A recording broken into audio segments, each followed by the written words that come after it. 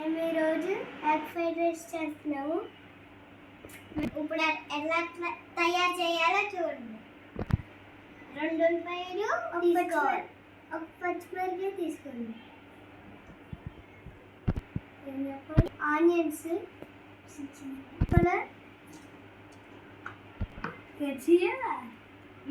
మేమిద్దరం కట్ చేస్తాం.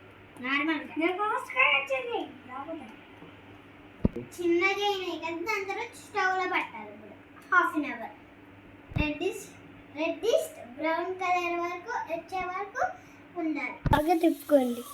నేను చెప్పాలా? బాగా తిప్పండి.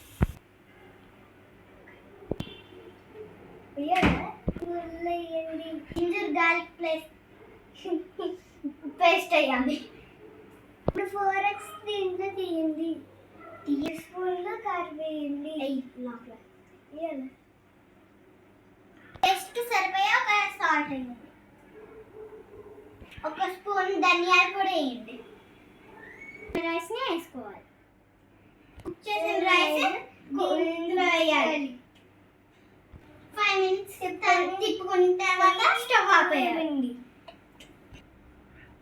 ఏండి నీకు ఇది ఎవరు నేర్పించారు? మా మమ్మీ నేర్పించింది. నిజమా? ఇప్పుడు చూద్దామా ఎలా ఉందా?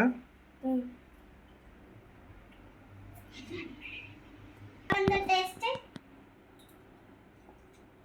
సూపర్ ఉంది. నిజంగా బాగుందా? నిజమేనా? తింటా. తిను.